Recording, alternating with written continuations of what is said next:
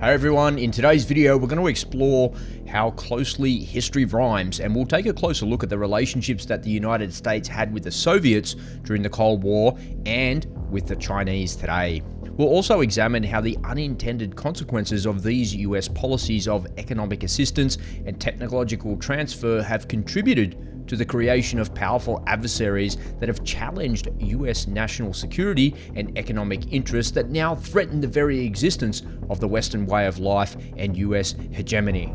It's fascinating to observe how history often rhymes with similar patterns and dynamics emerging over time. We'll also examine how the US policies towards its primary adversaries during the Cold War and today towards China have had unintended consequences that have led to the creation of powerful adversaries that pose significant challenges to US power and influence.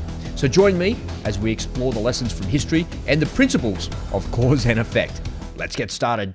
Let's begin by following the money and who stands to benefit the most from these adversarial relationships and the wars that eventuate. And it may not be who you think. G. Edward Griffin, a prominent researcher and author of The Creature from Jekyll Island, has argued that the US Federal Reserve perpetuates all sides of all modern-day conflicts. The US Federal Reserve has the power to create money out of thin air, and it uses this ability to fund all sides of a conflict, both on the US side as well as the enemy side, directly and indirectly.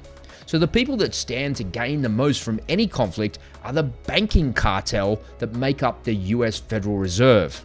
By the way, it's not federal, nor is it a reserve.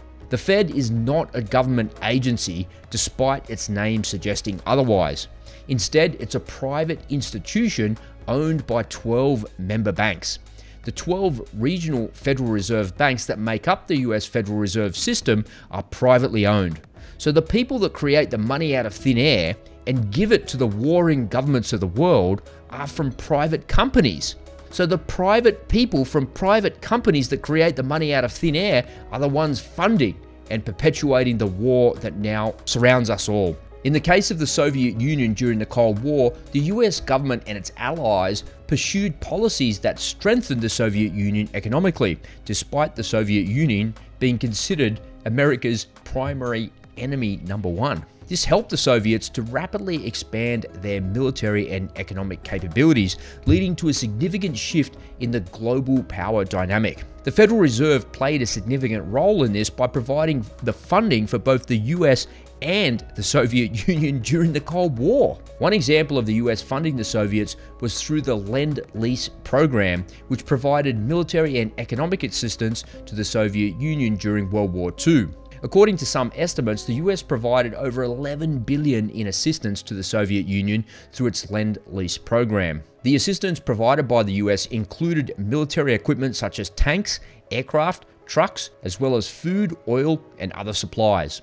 The Lend-Lease program was intended to help the Soviet Union fight against Nazi Germany, but it also had the unintended consequence of strengthening the Soviet Union's military machine, and it strengthened them economically as well, as some of the equipment and supplies that were provided to them were later used in the Cold War, and they were later used directly against the United States.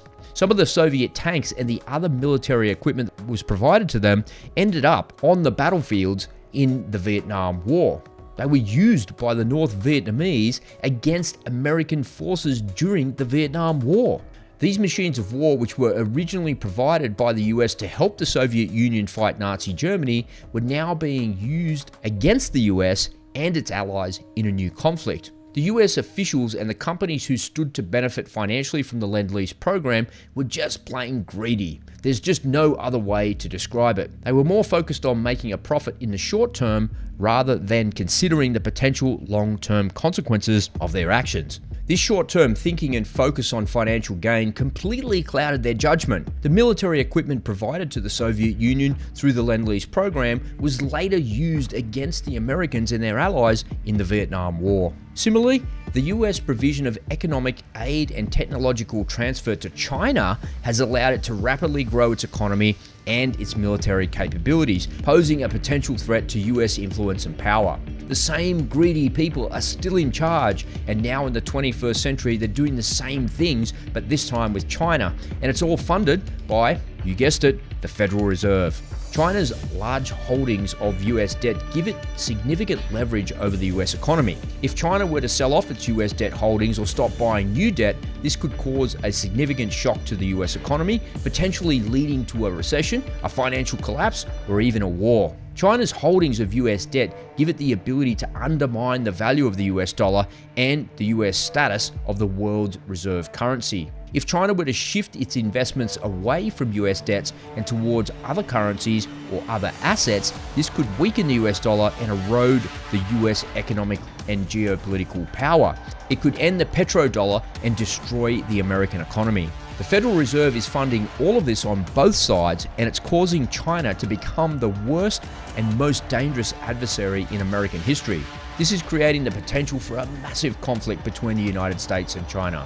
Moreover, a potential partnership between modern-day China and Russia could pose an even greater threat to the United States. China and Russia are already increasing their economic and military cooperation, and if they were to fully align, it could lead to a significant shift in the global power dynamic. In particular, if China and Russia were able to move away from the US petrodollar as the world's reserve currency and instead establish their own reserve currency, it would significantly weaken the US economic power and influence. For now, it's just an if. However, the BRICS countries are looking to move completely away from the petrodollar and create a basket of currencies backed by gold. It's now just a matter of time before this happens and changes the entire world. It's already too late to prevent a deep military alignment between China and Russia. China and Russia are already increasing their economic and military cooperation, and now that they have fully aligned, it's about to radically change the entire world order. The actions and policies of the greedy bankers and politicians have finally caught up with the US, and it's just a matter of time before China and Russia act militarily against the United States and change the global power dynamic for good. This will lead to the end of the US petrodollar as the world's reserve currency.